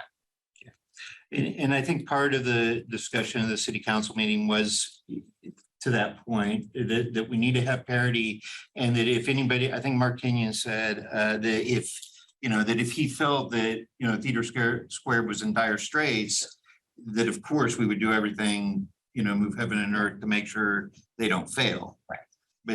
But that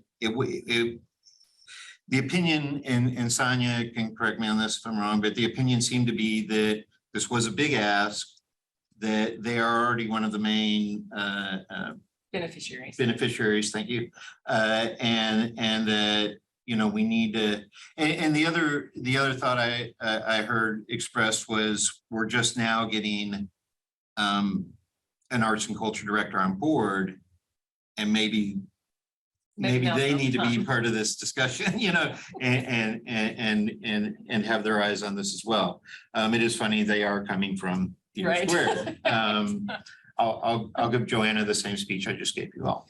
But she's no longer with them, and I think she's great, and I think she'll be have her eyes on the bigger picture and serving all of Fayetteville. But yeah, I kind of agree. There's been such a lack of funding for smaller groups and organizations and individual artists that I think that's where our focus needs to be at this point, until there is enough funding for everyone. Yeah, I totally agree. And like, to the ask, I say, you don't get what you don't ask for, like. Yeah. Oh, you can't blame them for asking. Exactly. Might as well, but yeah, I don't. That's why they're doing some great, because they're willing to. They're willing to ask, yeah. Sonia, you have your hand up? Yeah, I'm glad you brought that up. I mean, I think if any organization had come to me, if I'm going to say us, and DeAndre and I always refer to us, maybe any of the council members, but I'm absolutely going to go to bat and say, let's bring it forward. Let's see what the public says. Let's see what happens. We have never had this type of ask. We've never had anyone be so bold, and absolutely, there, as we know, $1 into the creative economy is $7 or something, to that extent. Which I had the economic developer,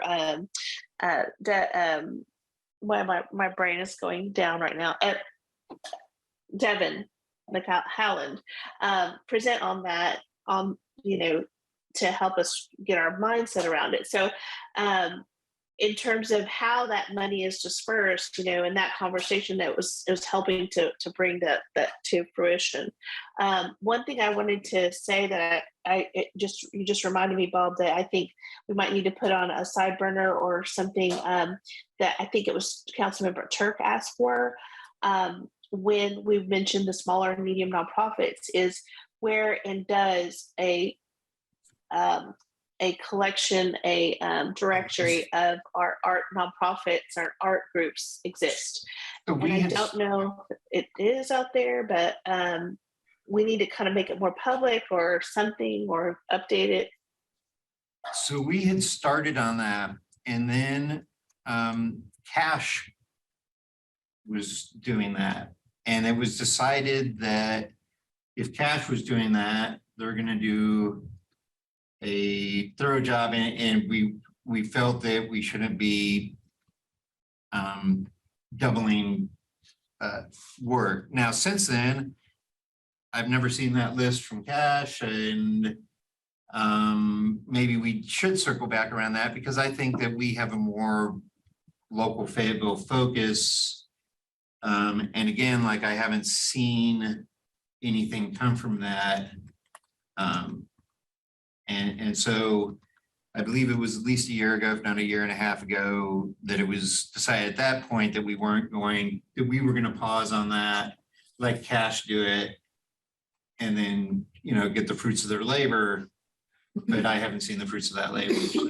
And maybe we just need to reach out to Allison Esposito or somebody at Cash. I'll reach out to Allison. You're going to be working with. I don't work for them. Go ahead. But I have looked through the directory. They're ever expanding it. Right now, it is pulled down to do some repairs and stuff, but they're enhancing it and open as suggestions. I'm sure there will be a filter by city in there as well. So. Okay. And is that just arts organizations, or does it include individual artists? Yeah. It's organizations, it's individuals, collectives. You can also, they have a really expansive calendar section that you can add all sorts of programming, that, and it doesn't require like approval or any sort of juried approach like that too. So they are expanding those resources, but right now it is not actively. Yeah. So Sonia and Emily, you might know, when it comes to the Theater Squared initiatives that reach across the state, I actually, when I was in high school, they came to our high school and we came here to watch one of those free programs, and I enjoyed it. I guess at the time, I assumed that was with some state funding initiatives. Is that something that they already have in their financials or they're looking into? They're definitely getting state grants. Yeah, and they also, Yeah. they have a big gala every year and that's what Yeah. they raise money for their educational programs there. And Laura, do you have any extra input there? No, I know that there are a certain percentage of that are grants. I don't know what that percentage is or how much we're talking about there. Yeah, so these are programs that they already offer and do a good job with. I think they want to, I guess, want to take it to the next level. Yeah, I think I'm just saying that I think if who is benefiting from that program are students that don't live in Fayetteville or Washington Well, County, then it's just more appropriate for that funding to come from the state. that's a very good point. Yeah. Just, I mean, in agreement with the parity Mhm. issue. And, you know, I love to be resourceful and I love to work with these organizations to find solutions for small budgets, but I mean, it's pretty wild. The lack of resources, the lack of infrastructure that a lot of our organizations have to battle with on a daily basis. And I mean, I love Theater Squared and I hope that they continue to grow to be successful. I just don't know that it's appropriate at this time. Okay. Again, I'd love if we all sat down, gave an hour or two going over the ask. I'm not gonna request that anybody sit through the and watch the city council meeting. That would be torture because I did it, I know. I didn't make it all the way through. About 3/4 of the way through, I was like, what is happening here? But again, like before our next meeting, if everyone could take a look at that, I think we seem to be kind of the same board, but I think, you know, if we take notes, the next meeting, we can come up with like a comprehensive response to give to the city council. Thank you for filling in my words. You can tell I'm losing them. No, it's awesome, really. I need to hire you to sit by my side all the time. Does anyone else have any input at this point? Anyone up there? Nope. I concur. All right, so we'll bring this back up again and put this on the agenda again for next month. Do I officially have to table it or? We have to make a motion to table. Or what's it say on the, You can, I mean, it wouldn't. it doesn't really say that we have to do anything on the agenda, so I don't think we have to necessarily table. We'll just. Keep talking about it. Yeah. So I think, Peter, this next item is where you want to stay for it. It seems like, yeah, our next item on the agenda is Faye Jones Woods programming. And That was actually I added that one. oh, okay. So take it away. Al. Yeah, so at the last meeting, I think at the conclusion of the Ramble project, there were comments about how is the programming being developed. So I thought it might be a good idea just to give you guys an update on what the thoughts around programming for the Faye Jones Woods is at this moment for this year, which is been talked about in terms of a pilot year.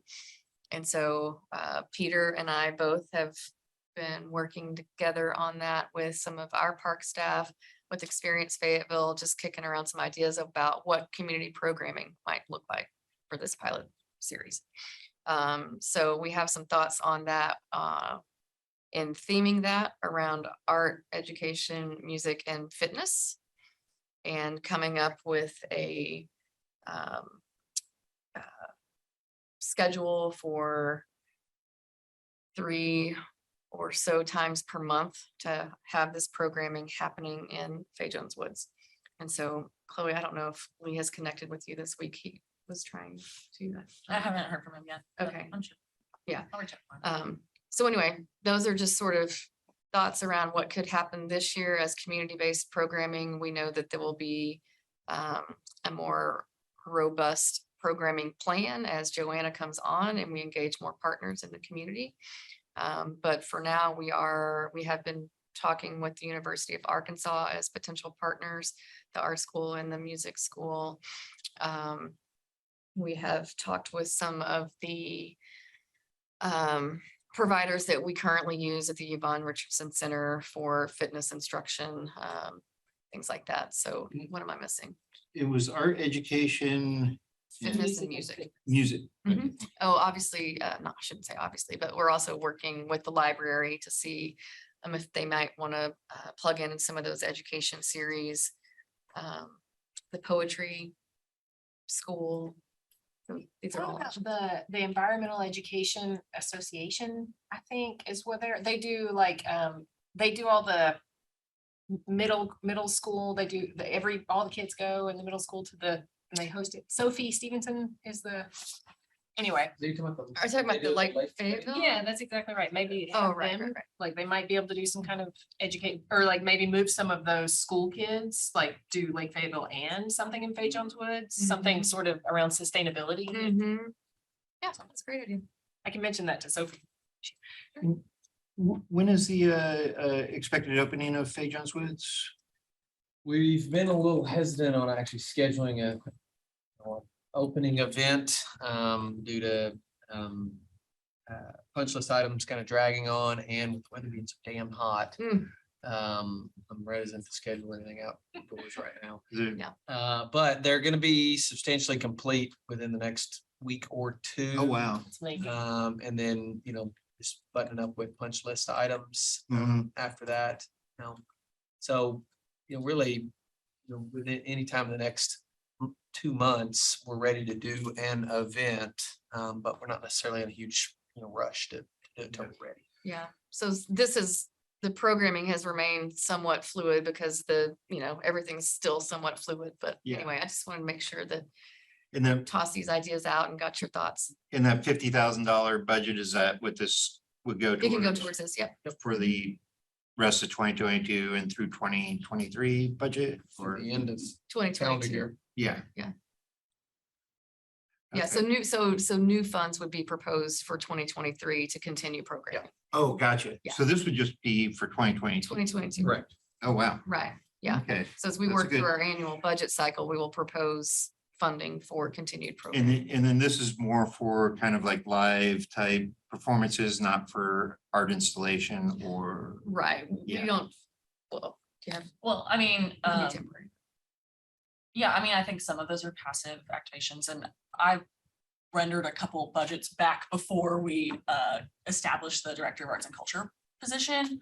But I'm excited that doesn't have to stretch for a full year. It can only stretch the end of the year. We can do a lot more with that 50,000 in that regard. But I think even passive installations would really count, Mhm. especially like even thinking of more recurring like miniature performances to like meet that 3 times a And- month or yeah, but I don't want to think just limited in the box of like events or installations. Like I think Right, it's yeah. gonna be very abstract experimental. Okay. I think that would be cool at least. and so this 50,000 is coming from city budget, right? Not from AMP? Correct. Now I know AMP does have a budget that y'all use for, like they did a mural on the backside of the what's it called? The city center. Maybe we'll test. Yeah. Yeah, And I know that they fund Theater Squared and a bit. yeah, I would say that those are more, individual initiatives like Yeah, that one, the Theater Squared commitment was put forth by the AMP, the Just Kids Green Candy Art Action Project, that was its own project. Yeah, so I wouldn't say that there's an annual budget that I'm aware of to fund projects like that. Now, we were in talks with the city to potentially like a whole written proposal to take on that programming. Yeah, I know that- And that's how that was previously envisioned. yeah, I know that Molly for a while was talking about getting together a kind of a group, a steering committee for the programming, but I don't know, it seems like that didn't. Well, that was before the city had fully decided to commit to hiring an arts and culture director. Gotcha, And then yeah. at that point, it became more clear it would be under their management. Yeah, Yeah. at that point, that was going to be kind of the pilot solution until we had more of a framework. But I mean, I hope that we still get to have some involvement. I'm really excited to have a lot of programming ideas for that space. But yeah, it's not, I don't, and that was gonna kind of leads into my question of, y'all are imagining potential partners. Is that a correct assumption that it'll be run by the Parks Division? Would those partners be like matching in funds? Would we be hiring those partners to run individual programs? How do you envision that kind of breakdown? I think all of that is still TBD. We really need to get our arts and culture person Mm-hmm. in seat and give her a little time to think about how all this is going to function. And so that's why we've just been thinking about this in these terms for 2022, so that we Yeah. can allow that time to really start developing that. And of course, we want, experienced Fayetteville. Test the space with some, That's right. small scale, low See risk. what works, doesn't work. you See where know, It might be items and bumps see are. It might be how they cool to go. work with the U of A theater department or even the Fayetteville High Theater Department Yeah. and have them do like, I don't know, Shakespeare in the Park kind of thing. Right, yeah. You might do something with the veterans groups too. The bike, have you heard of what Bike Rack Brewing is doing? They have this thing once a month where the veterans come and they bring in music therapists and they do music sing along for, there are songs that everyone knows about and they're all themed. So it's like 80 songs or hymns or, bluegrass or whatever.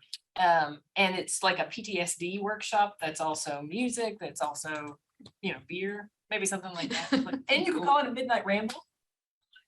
There you go. Which would be. That's awesome. Yeah, I'm yeah, writing that down. yeah, do it at night.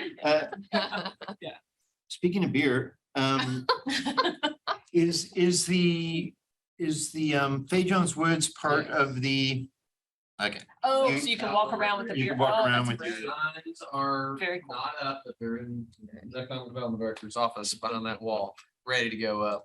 Okay. So as the contractor's done with punch list items, so, yes.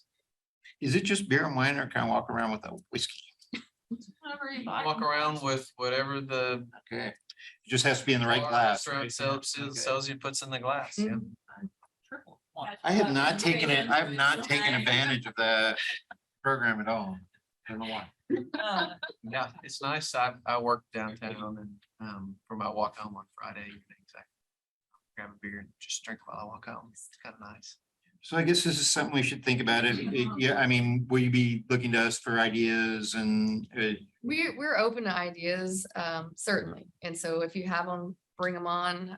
We'll definitely be connecting with Chloe. And I would say just give them to us. I mean, at some point, we're gonna have to kind of firm some of this up because it's gonna open. yeah, yeah.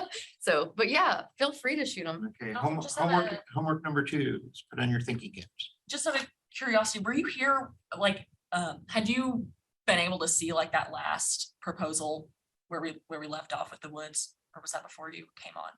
I think you've. I've seen it. Yeah. Yeah, Yeah. I mean, it hasn't changed since then. but- No, I mean, Still, that is exactly the kind of stuff we want to do. Yeah. Right.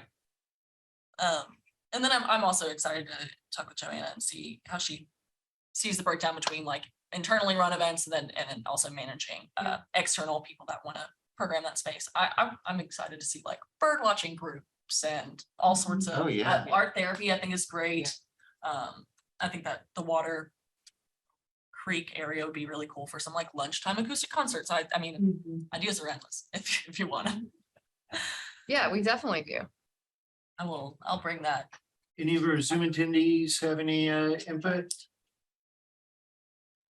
I think your Shakespeare in the Park was exactly what I was kind of thinking of, although that might be more appropriate for the Civic Plaza with the stage there and the big lawn in front. But I think, yeah, I'd be sad if we missed an opportunity to sort of give that a try, because I think it would be a really good environment for that.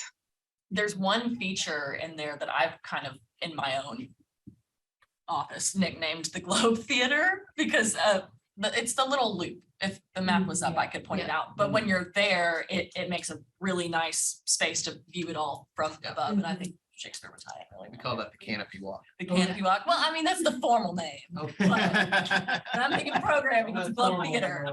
And Peter, I have a question for you.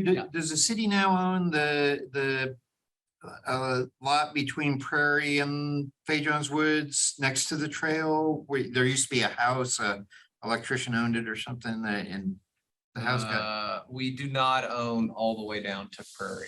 The Okay. Developer bought that. okay, I've seen a couple renditions of mixed use development going in there. cool.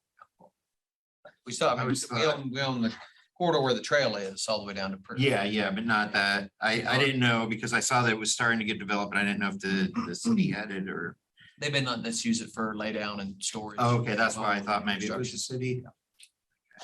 Yeah, on that piece of property, what I last remember is that we zoned it so that it could potentially have artists live workspace, because that was a big conversation. It is a private piece of property, but we were thinking like if they wanted to make it so that, people could live in the Ramble and also have a gallery that people could walk through off of the trails. That's kind of what we were thinking. So that's the last Yeah, that I with the knew. And art that's been school like going in right there. about 3 years ago, I think we did that, but yeah. With the art school going in right there, that'd be awesome. Any other comments, or Allison, did you have anything else to add to that? Thank you for that update. Yeah, thank you. If no one else has any input, okay, we will go ahead. The only thing left we have is if anybody has any other interest, or if we have, I don't know if we have any people watching, if any attendees have any Stacy or Media Virginia, if anyone has anything any public comment, any other business, anything anybody like to discuss? Okay, this I has been a just wanna- long meeting. Oh, Yes, thank you. I just want to tell IT real quick, the Zoom experience is really amazing. I don't know what's happening, but y'all are automatically getting centered in multiple different screens. It's like totally amazing. I can see you when you speak, and it is phenomenal. It's just automatically shifting. Like it's the pretty coolest wild. thing. So thank you, Media Services. Great investment in this technology. And at the top, there's like a panoramic view. I can see all of you at the same time. yeah, they It's have this phenomenal. nifty little, looks like a little Wow. droid in the middle of the room now. Oh, that's Thank you. Waving too. I keep Yeah. looking Yeah. like, where? Well, yeah, all the cameras Yeah. all the old cameras are just turned towards the wall, and they got this new thing in the middle. It's, Yeah, this is better. and So Yeah. thanks, everybody. I appreciate your time, and thank you, IT, for the technology. yeah. Okay, well, if no one else has any other things they'd like to discuss, I will adjourn this July 20th, 2022 meeting of the Arts Council. Are now adjourned.